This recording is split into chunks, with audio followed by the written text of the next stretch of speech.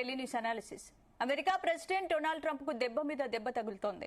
ఇటీవలే ట్రంప్ కు వ్యతిరేకంగా పలు నగరాల్లో నిరసనలు జరిగాయి. తాజాగా స్థానిక ఎన్నికల్లో ట్రంప్ పార్టీకి షాక్ తగిలింది. అత్యంత కీలకంగా మారిన న్యూయార్క్ నగర మేయర్ పదవిని డెమోక్రటిక్ పార్టీకి చెందిన జోఫ్రాన్ దక్కించుకున్నాడు. వర్జీనియా గవర్నర్ గా డెమోక్రటిక్ పార్టీకి చెందిన అబిగైల్ విజయం సాధించారు. రిపబ్లిక్ పార్టీ ఓటమికి ట్రంప్ తీసుకున్న టారిఫ్ నిర్ణయాలే కారణమనే చర్చ కొనసాగుతోంది. ఇక వరుసగా షాక్లతో అమెరికాలో ట్రంప్ పై తిరుగుబాటు మొదలైందా? టారిఫ్ విషయంలో ట్రంప్ వెనక్కి తగ్గుతారా? ఇదే విషయంపై వాళ్ళ డిఎన్ఏలో మా ఎడిటర్ భరత్ తో డిస్కస్ చేద్దాం. భరత్, ఎలా చూడొచ్చు? వర్జీనియా గవర్నర్ ఎన్నికలు రిపబ్లిక్ పార్టీ గెలిచింది. అలాగే ట్రంప్ కు ఇది లాభమా నష్టమా? సో ఓవరాల్ గా జరిగిన ఎలక్షన్స్ అన్నిట్లో కూడా రిపబ్లికన్ పార్టీ ఒక విధంగా ఓడిపోవడం, డెమోక్రాట్స్ గెలవడం ట్రంప్ కు ఒక విధంగా డేంజర్ బెల్ మోగినట్టనే చెప్పాల్సి ఉంటుంది. దాదాపు జనవరిలో ఆయన పదవి బాధ్యతలు స్వీకరించారు. లాస్ట్ నవంబర్, ఇదే రోజు నవంబర్ 4th వేరే రోజు నవంబర్ 1st వీక్లో ఆయన జరిగిన ఎన్నికల్లో గెలిచారు. జనవరిలో ప్రమాణ స్వీకారం చేశారు. సో ఈ 10 నెలల కాలం తర్వాత జరిగిన రేస్లో అత్యంత ముఖ్యమైనది ఏంటంటే జోహ్రాన్ మమ్దాని, కమ్యూనిస్ట్గా, క్యాపిటలిస్ట్ అమెరికాలో కమ్యూనిస్ట్గా చెప్పబడుతున్న జోహ్రాన్ మమ్దాని, అంటే కమ్యూనిస్ట్ అంటే ఆయన కూడా ఒప్పుకోవట్లేదు జోహ్రాన్ మమ్దాని, నేను సోషలిస్ట్ అని చెప్తున్నారు. న్యూయార్క్ నగరానికి జరిగిన ఎన్నికల్లో అతను గెలుపొందడం అన్నది ఒక విధంగా చాలా అమెరికా చరిత్రను మలుపు తిప్పే విధంగా ఉన్నాయని చెప్తున్నారు. సో న్యూయార్క్ నగర మేయర్గా ట్రంప్ కమ్యూనిస్ట్గా అభివర్ణించిన జోహ్రాన్ మమ్దాని గెలుపొందడం, ఇతను కూడా భారతదేశ మూలాలు ఉన్నాయి. తల్లి మీరా నాయర్ ప్రముఖ దర్శకురాలు, బాలీవుడ్ దర్శకురాలు. మాన్సూన్ వెడ్డింగ్ తర్వాత ఇతర సినిమాలు కూడా తీశారు. సో అతను గెలుపొందడం అన్నది, డెమోక్రాటిక్ పార్టీ నుంచి అతను గెలుపొందడం అన్నది చాలా చాలా చాలా పెద్ద సెట్ బ్యాక్ ట్రంప్కి. అదొకటే కాకుండా మిగతా రాష్ట్రాలకు సంబంధించిన గవర్నర్లు, వర్జీనియా రాష్ట్రం కానీ న్యూజెర్సీ గవర్నర్లుగా కూడా డెమోక్రాట్స్ గెలుపొందడం అన్నది ఒక విధంగా ట్రంప్ సెకండ్ పాలనకి, రెండవసారి అధ్యక్షుడిగా ఉండడానికి థమ్స్ డౌన్ అంటే మీ పాలన బాలేదు, సెట్ చేసుకో అని చెప్పినట్లుగా ఒక విధంగా చెప్పాలంటే వీటి రిజల్ట్స్ ట్రంప్ భవిష్యత్తు రాజకీయాలకు సంకేతం అనుకోవచ్చు. ట్రంప్ భవిష్యత్ ఏముంది, ట్రంప్కి ఇది చివరి టర్మ్. మన దేశంలాగా అధ్యక్ష పదవో లేదా ప్రధానమంత్రి ఎన్నోసార్లు చేపట్టడానికి వీలు ఉండదు. అమెరికా అధ్యక్షుడిగా 2 సార్ల కంటే ఎక్కువ ఎన్నిక కారాదు. ఇప్పుడు George W bush 2 times select అయిన తర్వాత రిటైర్ కావాల్సిందే. బరాక్ ఒబామా 2 times సెలెక్ట్ అయిన తర్వాత రిటైర్ కావాల్సిందే. సో ట్రంప్కి ఇంకా వేరే మార్గం ఏం లేదు. ఈ ఉన్నదానిలో ఈ సెకండ్ టర్మ్ లో ఎంత బాగా చేశాడని చెప్పుకోవాలి తప్ప సెకండ్ టర్మ్ కు మించి థర్డ్ టర్మ్ చేయడానికి అమెరికా రాజ్యాంగం అనుమతించదు. 2 సార్ల కంటే ఎక్కువ చేయడానికి అనుమతించదు. సో ఇదే చివరి టర్మ్. కానీ మొదటి ఏడాదిలోనే ఇప్పుడు జరుగుతున్న ఎన్నికలు ఒక డేంజర్ బెల్స్ లాంటివి. ఎందుకు డేంజర్ బెల్స్ లా అంటే, సరే నువ్వు అమెరికన్ ఫస్ట్ నినాదంతో చేస్తున్నా సరే, మిగతా దేశాలు అమెరికన్ ఫస్ట్ చేస్తున్న ఇండియా లాంటి దేశాల ఓటర్లు కూడా సపోర్ట్ చేశారు ట్రంప్కి. ఆయన ఎన్నికల ముందు చాలా మాట్లాడారు. బంగ్లాదేశ్ లో ఏదైతే హిందువులు ఇబ్బంది పడుతున్నారో వాళ్ళకి నేను అండగా ఉంటా అని చెప్పారు. సో మిత్ర దేశాలని కూడా శత్రు దేశాలుగా చేసుకున్నారు. మిత్ర దేశాలంటే భారతదేశం మిత్రదేశం. సో భారత సంతతి వాళ్ళు ఈ విధంగా ట్రంప్ టారిఫ్స్ విధిస్తే ఎవరు ఓటేస్తారు కదా. సో అట్లా మిత్ర దేశాలుగా ఉన్న చాలా వ్యక్తుల్ని కూడా, యూరోపియన్ యూనియన్ కంట్రీస్ని ఇబ్బంది పెట్టాడు, అర్జెంటీనా ఇబ్బంది పెట్టాడు, మెక్సికో, బ్రెజిల్, ఇన్ని దేశాలను ఇబ్బంది పెట్టిన తర్వాత అమెరికా అంటేనే అన్ని దేశాలకు సంబంధించిన ఓటర్స్. సో ఈ దేశాల ఓటర్స్ అంతా కూడా డెమోక్రాట్స్కి వెళ్ళిపోయారు. అటు నువ్వు టారిఫ్స్ ద్వారా లేకపోతే మిగతా వాటి ద్వారా ఏదైతే మేలు చేయాలనుకున్నావో చేయలేక పోకపోవడం. చివరికి ట్రంప్ పరిస్థితి ఏంటంటే న్యూయార్క్ నగర మేయర్ ఎన్నికల్లో డెమోక్రాటిక్ తిరుగుబాటు అభ్యర్థికి సపోర్ట్ చేశాడు. రిపబ్లికన్ పార్టీ తన సొంత పార్టీ అభ్యర్థికి కాకుండా ఇక నాకు వేరే మార్గం ఏం లేదని చెప్పి డెమోక్రాటిక్ పార్టీ తిరుగుబాటు అభ్యర్థికి, అంటే ఈ జోహ్రాన్ మమ్దానికి వ్యతిరేకంగా ఫైట్ చేస్తున్న వ్యక్తికి ఫైట్ చేసి డెమోక్రాటిక్ తరపున పోటీ చేసి ఓడిపోయిన వ్యక్తికి, అంటే డెమోక్రాటిక్ పార్టీ తిరుగుబాటు అభ్యర్థికి నాకు ఇష్టం లేకుండా సపోర్ట్ చేయాల్సి వస్తుంది. ఎందుకంటే జోరాన్ మమ్దాని కమ్యూనిస్టు క్యాపిటలిస్ట్ దేశంలో కమ్యూనిస్టు గెలవకూడదని చెప్పాడు. అయితే ఆ విధంగా చెప్పినా సరే అక్కడ జోరాన్ మమ్దాని 34 సంవత్సరాల వ్యక్తి చరిత్రాత్మక విజయం సాధించారు. సేమ్ జోరాన్ మమ్దాని సంబంధించి చూస్తే మన దేశంలో ఏ విధంగా అయితే ఫ్రీబీసు అనౌన్స్ చేశారో అదేవిధంగా అమెరికాలో దాదాపు ఫ్రీబీస్ లాంటివి అనౌన్స్ చేశారు. నేను సంపన్నుల మీద ట్యాక్స్ వేస్తాను, తర్వాత ఈ మిగతా అన్ని కూడా మిగతా వాళ్ళకి ట్యాక్సులు తగ్గిస్తాను, ఇటువంటి వాగ్దానాలు చాలా కూడా జోరాన్ మమ్దాని చేశారు. చేయడం వల్ల ఆయన గెలుపొందడం కాకుండా ఒక విధంగా మనకు వర్జీనియా గవర్నరు మిగతా స్టేట్స్లో కూడా అన్ని చోట్ల యూనిఫామ్ రిజల్ట్ కనిపించిందంటే కారణం ఏంటంటే వీళ్ళందరికంటే కూడా ట్రంప్ పాలన సంవత్సరంలోనే తీవ్ర వ్యతిరేకత వచ్చిందా అనుకునే విధంగా వర్జీనియా స్టేట్, ఎందుకంటే వర్జీనియా స్టేట్ను ఎప్పుడు కూడా ఒక విధంగా చెప్పాలంటే అది రిపబ్లికన్ పార్టీ గెలుచుకునే స్టేటు. అటువంటి స్టేట్లో డెమోక్రాట్స్ గెలుపొందడం అన్నది ట్రంప్కి చాలా పెద్ద షాక్ అనుకోవచ్చు. మనతో పాటు అలేఖ్య గారు జాయిన్ అయ్యారు, ప్రస్తుతం లైవ్లో సిద్ధంగా ఉన్నారు. అదేవిధంగా పెంటపాటి పుల్లారావు గారు కూడా జాయిన్ అయ్యారు. సో ముందుగా పుల్లారావు గారు, what went wrong to Trump? చెప్పండి. ట్రంప్కు ఏం తేడా? ఇది ట్రంప్కు వ్యతిరేక ఓటా లేకపోతే వీళ్ళకి అనుకూలమైన ఓటా? జోరాన్ మమ్దాని కానీ లేకపోతే మిగతా డెమోక్రాటిక్ ఆస్పిరెంట్స్ అందరూ అక్కడ అది ట్రంప్కి ఏం వ్యతిరేకం కాదు ఆ ఓటు. న్యూయార్క్ సిటీలో ఉన్న 15 లక్షల ఓటర్ల 16 లక్షల ఓటర్ల ఎక్కువ 80% డెమోక్రాటిక్ ఓటర్. బ్లాక్స్ ఉన్నారు, ఇమిగ్రెంట్స్ ఉన్నారు, జూయిష్ పీపుల్ ఉన్నారు, అందరు ఉన్నది. ఇది సింపుల్ గా జూయిష్ పీపుల్ జనరల్ గా మరి ఎవరికి ఓటేయాలి జూయిష్లు?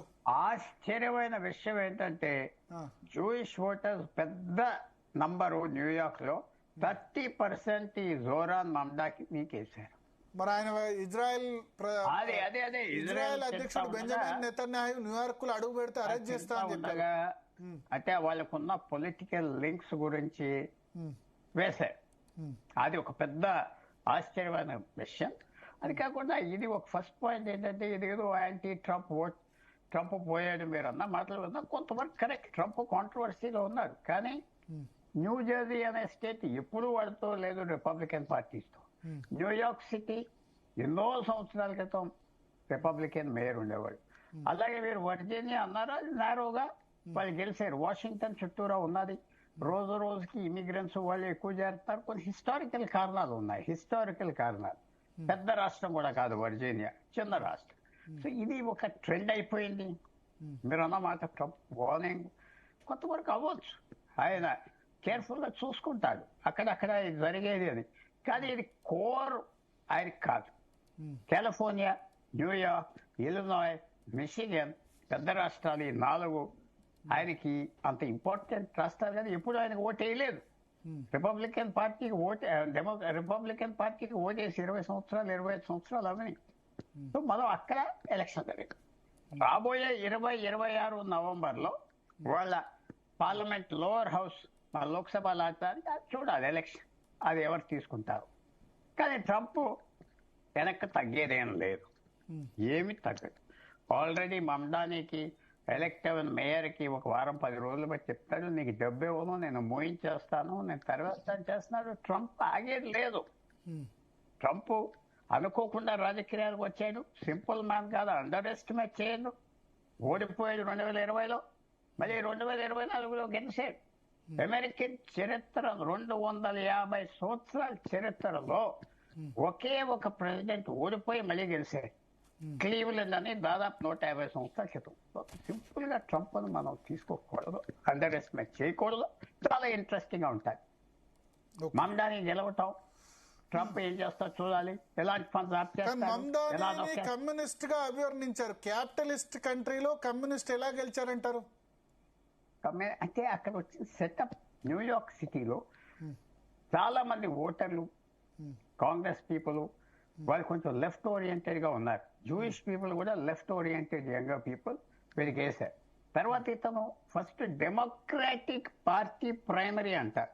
డెమోక్రాటిక్ పార్టీకి 3-4 లక్షల మంది మెంబర్స్ ఉన్నారు. దాంట్లో మెజారిటీ తెచ్చుకున్నాడు ఫస్ట్.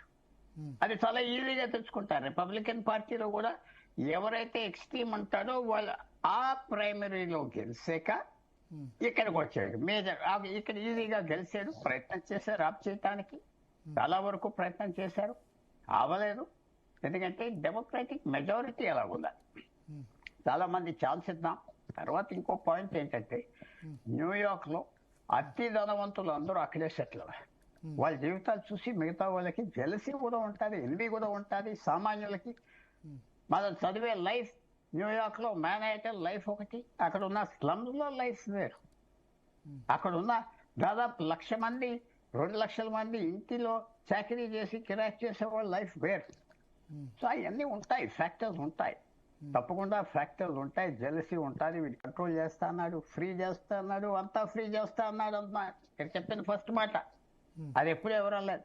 ఆఖరంగా మెట్రో కూడా ఫ్రీ చేస్తాడా 20-25కి, బస్సులు ఫ్రీ అన్నాడు, అది ఫ్రీ అన్నాడు. చూడాలి, ఆ ఆస్తి ఫస్ట్ టైం పెట్టాడు అమెరికాలో. ఎందుకంటే వీడు భారతదేశం ఫ్రీబీస్ స్టార్ట్ అయినాయి యుఎస్ లో కూడా. యుఎస్ఏ ఎప్పుడు ఫ్రీబీలు ఉన్నాయి, కానీ అది పెన్షన్ తరఫున ఉంటుంది. ఒబామా వచ్చాక మెడికల్ ఇవన్నీ ఓకే, గానీ ఇప్పుడు బస్సు ఫ్రీ, మెట్రో ఫ్రీ అది చాలా యుఎస్ఏలో స్టార్ట్ చేశారు. యుఎస్ఏలో డబ్బు ఉన్నది చేసుకోవటానికి, అది ఉన్నది డబ్బు. కానీ ఇతను డబ్బు ఎందుకున్నదంటే యుఎస్ఏలో డబ్బు ఎందుకున్నదంటే ఇవి లేవు కాబట్టి, ఫ్రీబీస్ లేవు కాబట్టి ప్రభుత్వాల దగ్గర డబ్బు ఉన్నది.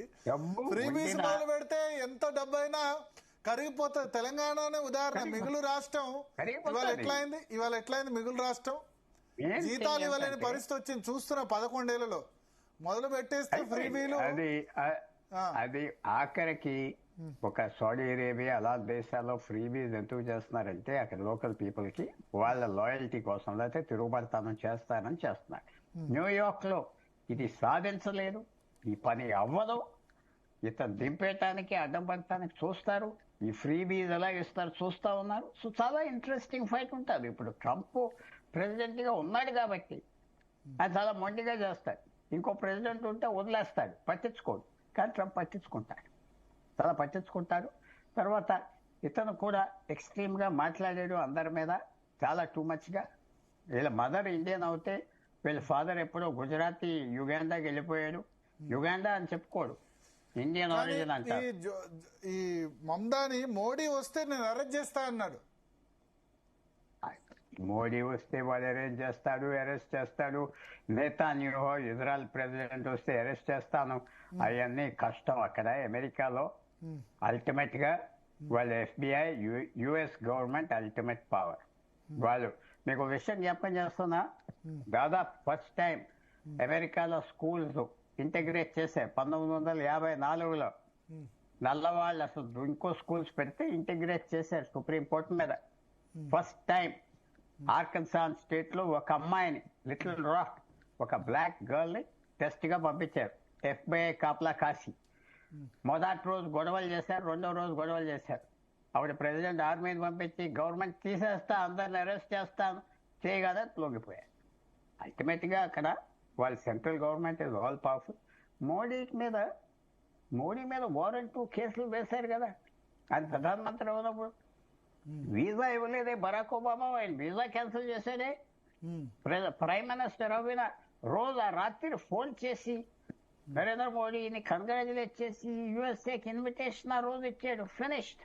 ఇవన్నీ పెద్ద మాటలు మాట్లాడవచ్చు, కానీ ఇప్పుడు కంట్రోల్లోకి వస్తాడా లేకపోతే తీసేస్తాడు. యుఎస్ గవర్నమెంట్ డొనాల్డ్ ట్రంప్ చేతిలో ఉన్నప్పుడు మర్యాద పాటు ఉండదు, లాగి బయటపడేస్తారు. ఆ బైడెన్, హిల్లరీ క్లింటన్ వ్యవహారం కాదు, డొనాల్డ్ ట్రంప్ లో ఉన్న గుణాలు. అతను మామూలు తెలుస్తున్నారు అతనికి, అతని ప్రభుత్వానికి.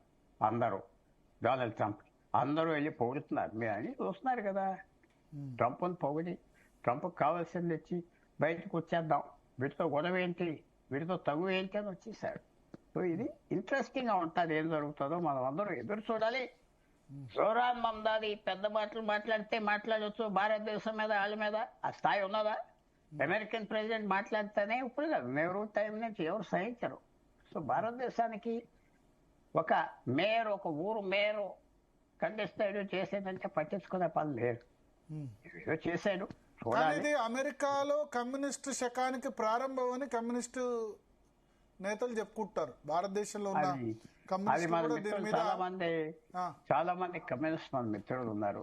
వీడు కమ్యూనిస్ట్ కాదు, ఏమి కాదు, చాలా చక్కగా పేటెంట్ చేసి అక్కడ డెమోక్రాటిక్ ప్రైమరీ క్యాప్చర్ చేసి ఫ్రీ బీజ్, చాలా యంగ్ మ్యాన్, చాలా తెలివితేటలు ఉన్న వ్యక్తి, అమెరికాలో పుట్టలేదు, సిటిజన్షిప్ మదర్ సిటిజన్ అవ్వాక సాధించాడు. సో ఇవన్నీ ఒక ఇంట్రెస్టింగ్ సిచ్యువేషన్. అమెరికాలో సిగ్నల్స్ వెళ్తున్నాయి. ఇతను ఇప్పుడు న్యూయార్క్ మేయర్ అవటం వల్ల ఇమిగ్రేషన్ ఇంకా గట్టిగా చేస్తారు, ఆప్ చేస్తారు, వీళ్ళని ఆప్ చేస్తారు. వాడు చేస్తే ఘనకార్యం ఏంటంటే సౌత్ ఏషియన్స్ అందరికి మన ప్రెజెన్స్ అమెరికాలో తగ్గిస్తారు ఇలాంటి వాళ్ళు. కాబట్టి చెప్తున్నా చాలా సీరియస్ గా, ఇది మనకి సెట్ బ్యాక్. వీళ్ళు చూడగానే ఇంకా ఇమిగ్రేషన్ టైటిల్ చేస్తారు. వీడు మన దేశాలకు వచ్చి పట్టుకుపోతారా, తీసేస్తారా, ఎక్కడైనా వచ్చాడు వీడు అలా మాట్లాడుతున్నారు. అందువల్ల ఇది మనకి పర్సనల్ సెట్ బ్యాక్. భారతదేశాన్ని మన మీద ఎక్కువ చూపు ఉన్నది. భారతీయుల మీద ఎంతమంది వచ్చారు, ఇంతమంది బాగా పనిచేస్తున్నారు, ఎంజాయ్ చేస్తున్నారు. వలసదారులు, బీహార్ నుంచి వలసదారులు వెళ్ళిపోయారంటే అది కూడా మంచి జీవితాలకు వచ్చారు.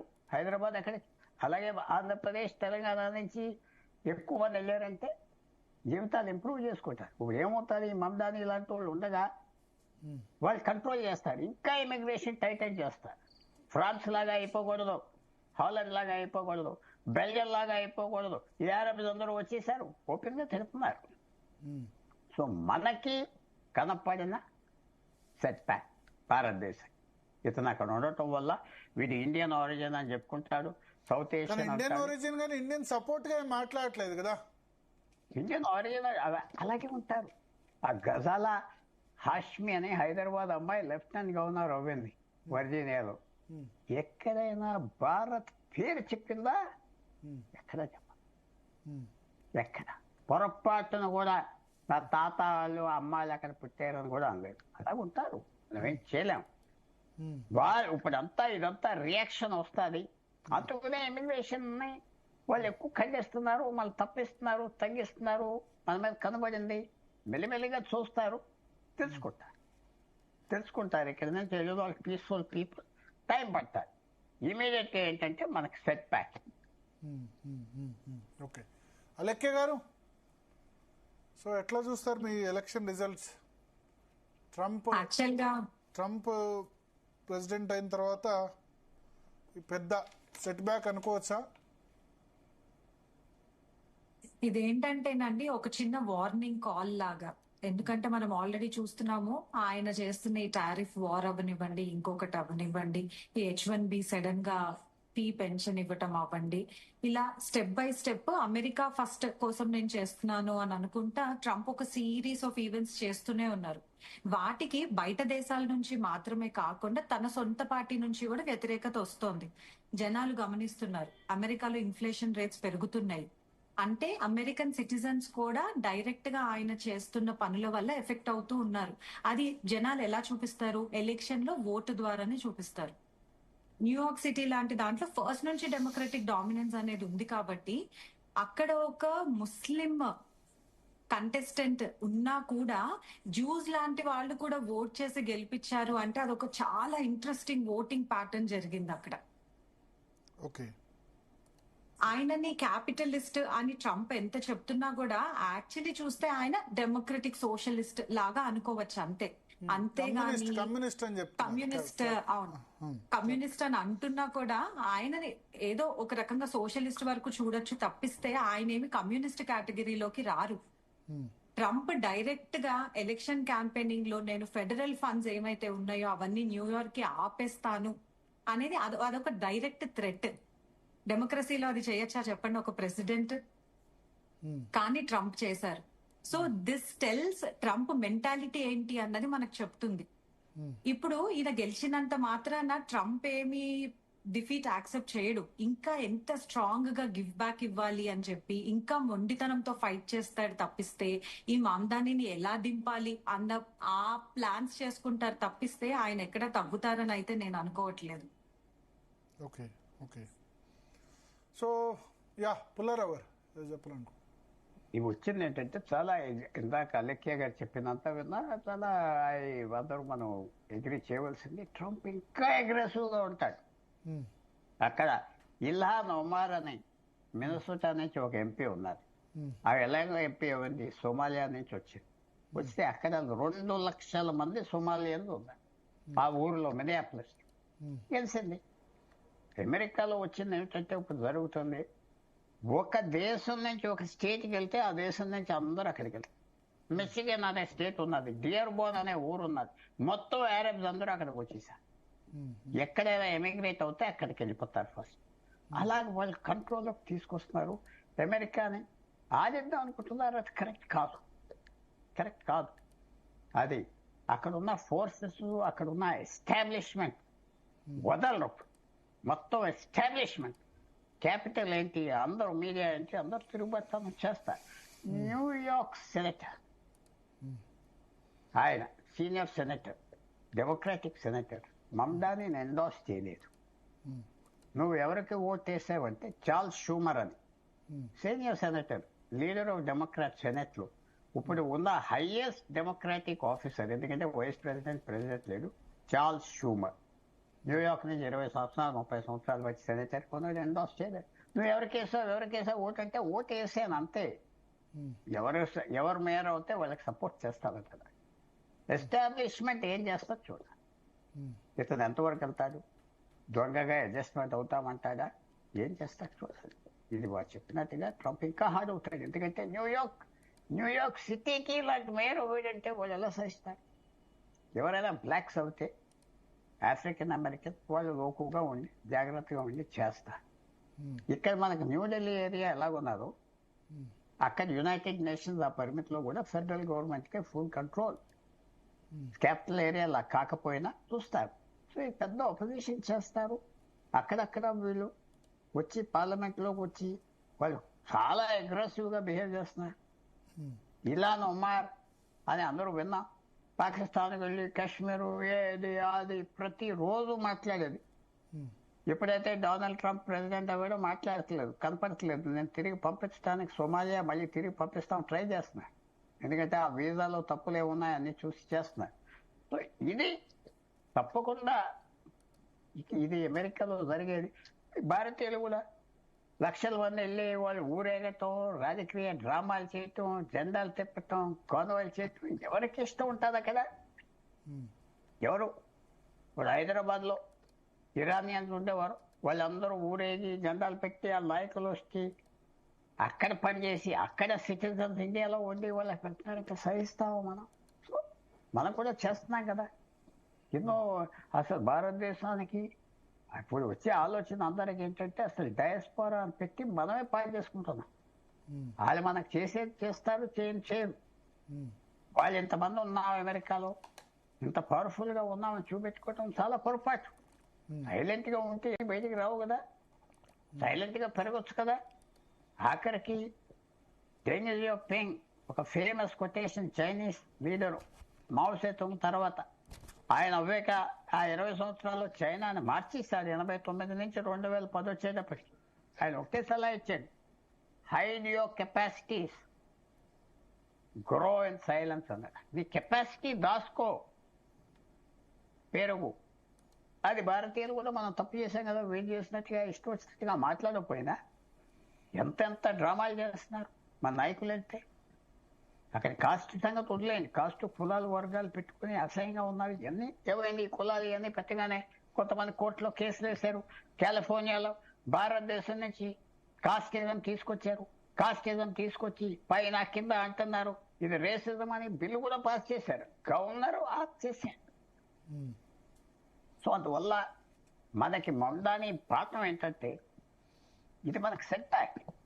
ఇమిగ్రేషన్ అంటున్నా వాళ్ళు టైటన్ చేస్తున్నారు. ఓవరాల్ వాళ్ళకి హిందూ ఏంటి, ముస్లిం ఏంటి అని తెలుసా, లేకపోతే క్రిస్టియన్ ఏంటి ఏం తెలియదు, ఏం పట్టించుకోవట్లేదు. బయట వచ్చారు, అక్కడి నుంచి వచ్చారు, ఆప్ చేయలేదు, చేయగలరా లేదా వేరే విషయం. ఇప్పుడు ఆయన చెప్పే పనులన్నీ చేస్తాడా? లండన్లో ఏం చేస్తున్నాడు? సాదిక్ ఖాన్ అనే మేయరు 50,000 ఇల్లు పెడుతున్నారు పాకిస్తాన్ నుంచి వచ్చిన వాళ్ళకి గవర్నమెంట్ ఫండ్స్తో. 50,000 ఇల్లు అపార్ట్.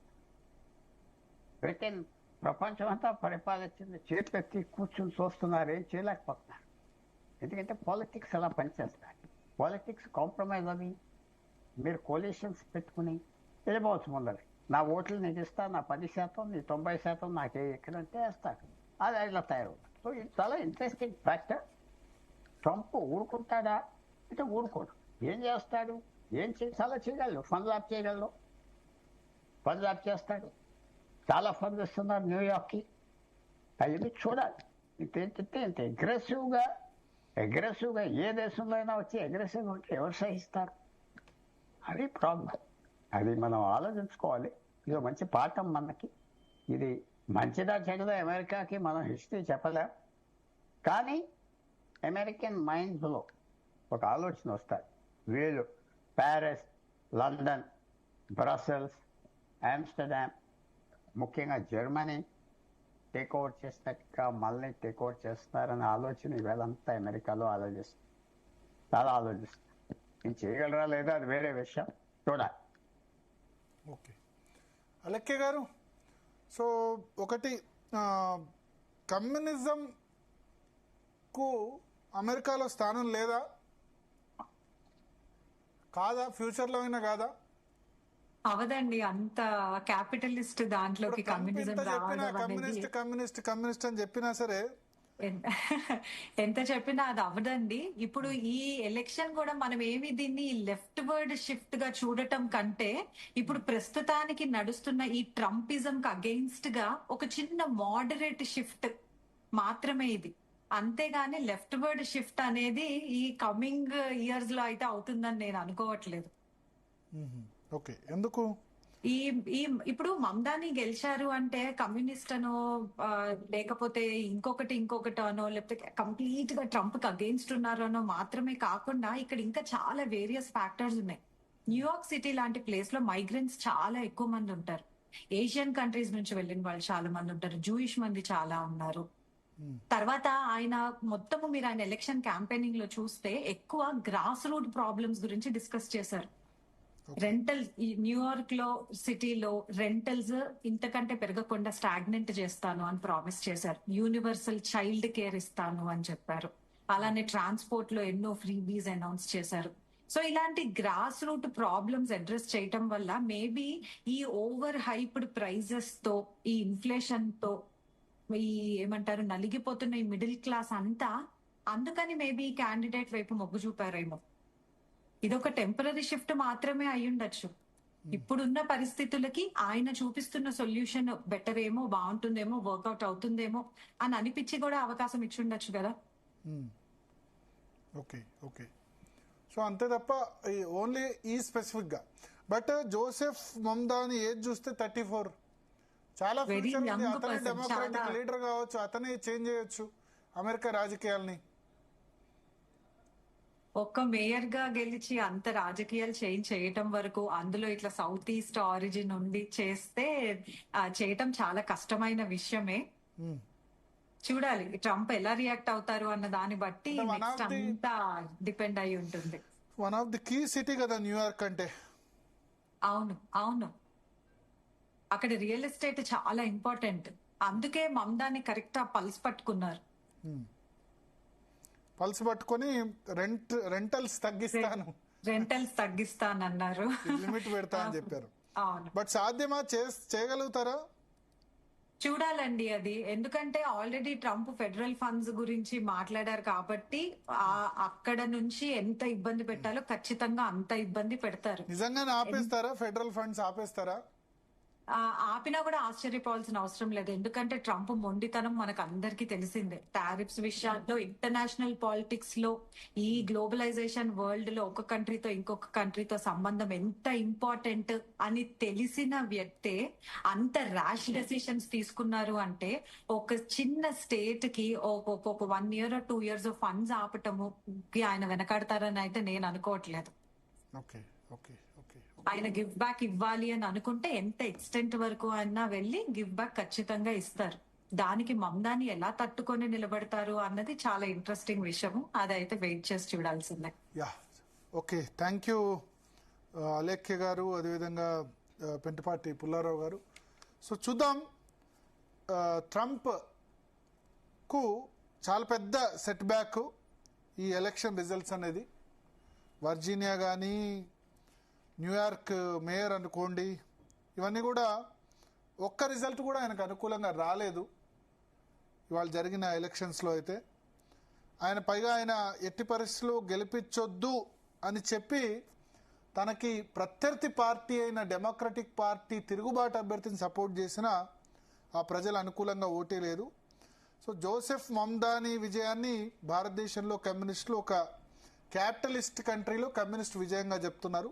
బట్ జోసెఫ్ మమ్దాని ఆయనైతే తను సోషలిస్ట్గా చెప్పుకుంటున్నారు. సోషలిస్ట్ అంటే పేదలకు ధనికుల సొమ్మును పంచడం, ఆయన సోషలిస్ట్గా ఆయన చెప్పుకుంటున్నారు. సో ఆయన కూడా సేమ్ మన దగ్గర ఉన్న ఈ బస్ ఫ్రీ, మెట్రో ఫ్రీ ఇటువంటి హామీస్ అనౌన్స్ చేశారు. రెంటల్స్ తగ్గిస్తానని చెప్పారు. కొంత ఫ్రీబీస్ అని అనుకోవచ్చు, ఫ్రీబీస్ లాంటివి అనౌన్స్ చేశారు.